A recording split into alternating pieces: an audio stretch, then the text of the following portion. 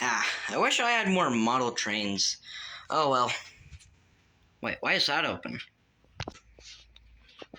Oh, that's convenient. Welcome, folks. Welcome, gents, back to a brand new video. I'm the Apple Viper Railfans, and this week I got three more engines, as you just saw. And this time we're gonna be looking at the Chattanooga 1261. So let's get into it. This engine is an 080 that I got from Country Flair, which is a nice little store we have here where I live. If there's one in your town, go check them out. It's pretty cool. But yeah, got this engine and another one of those engines that you just saw from there. This engine resembles the Durango and Silverton quite a lot, as you can see, but they aren't quite the same. For one, this engine is a bit more advanced, but we'll get back into that. Going for aesthetics first, the engine looks actually pretty cool. It's a little dusty and old, but what do you expect from used engines? That's basically like 90% of the engines that I have. Yeah. Unfortunately, this thing freewheels, but yeah.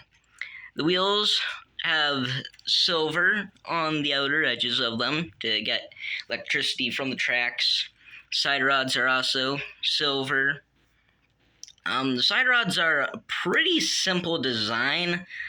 They might have been more complicated based off of this, but if there was stuff there, it's gone now. So, yeah. The front is also pretty damaged, as you can see. The engine isn't supposed to shrug like that, you know? So, yeah. It's not quite supposed to do that. If you know anything about trains, they aren't supposed to do that. So, yeah. But it does look pretty cool. The bell looks nice. The funnel looks nice. It even goes down into there. The whistle, the dynamo, the domes, it all looks good. And so is the singular handrail, because it's missing one. Because why not have a missing handrail, you know? It has some compressors, which are pretty nice. Firebox has a lot of detail. The tender also looks pretty cool. You got the coal load in there. You got the light back here, which this light doesn't work, and I don't think it ever was supposed to. So yeah, you got a ladder on it. And for cab details, we'll see if we can look in there. It does have some details in the cab, which is pretty cool. On top of the cab, it's a maroonish red with some door hatches that do not open. So that's nice. The windows also don't move. It's just stationary. So yeah. And it doesn't have a cow catcher or a pilot, whatever you want to call it. So yeah. So that's gonna do it for how the engine looks. It does look really cool, and it looks like a strong engine, just like this one, which is stronger than you would think based off of its size. So, yeah. Unfortunately, paint on the smoke box is chipping off, as you can see, which kind of sucks. So, yeah. You hate to see them all in that kind of condition, you know, like this, but we've seen it before. You know, if you've been here long enough, you've seen stuff like this before. So, yeah. for how the engine operates, it doesn't. So, yeah. Let's try running this, shall we? This controller runs the outer loop. As you can clearly see, that is its wire. So, wrong engine, you idiot. It,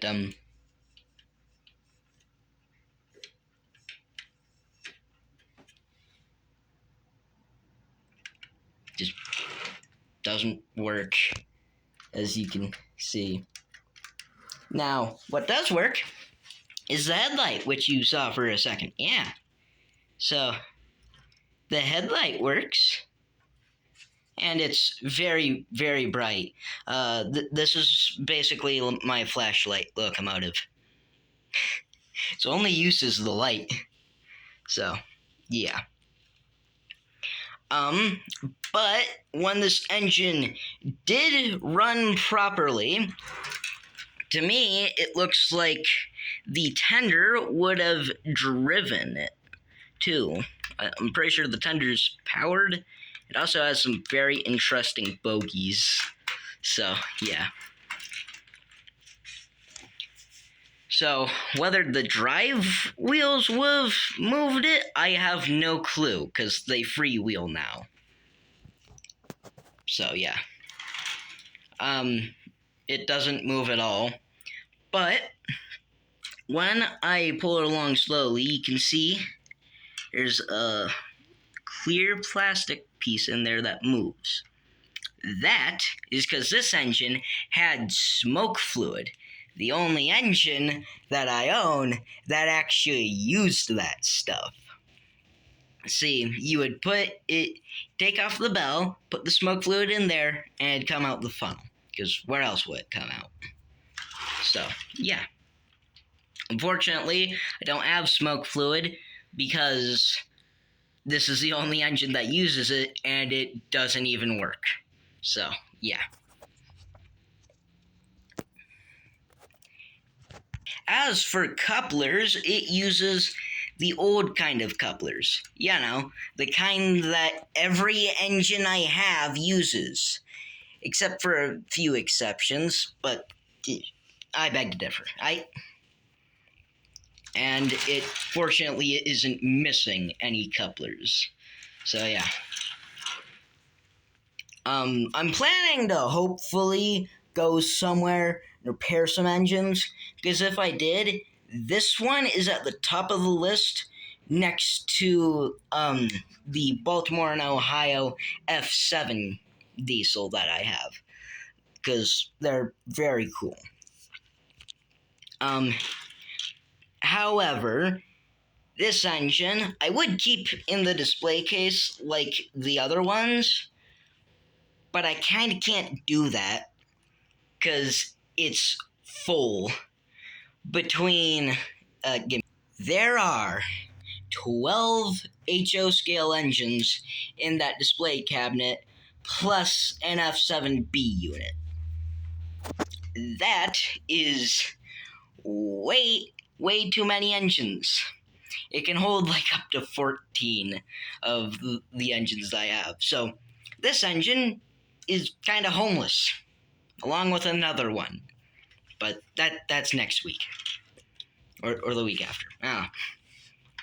So this engine needs another place to stay. Jeez, words are hard. And what better place than a little scene on the layout? So this engine, my camera will focus, lives right there, coming out of the tunnel with a little box car. So yeah, it's pretty nice. You can see that from the other end too. That's what it looks like on the inside. So yeah, this is where the engine lives. This is where it always will live. So yeah, it doesn't work and it has nowhere else to be, so it's just gonna be used as decoration. I sure can't have it on the siding, because other engines use it. So, yeah. And anyways, that's gonna do it for this video. I have been the Apple Viper Rail fans. Comment something, because why not? And don't forget to also subscribe, like, hype, share. I'm losing count. I don't know why I try anymore. There's too many things you can do for YouTube videos. Just do it all, and I'll see you next week.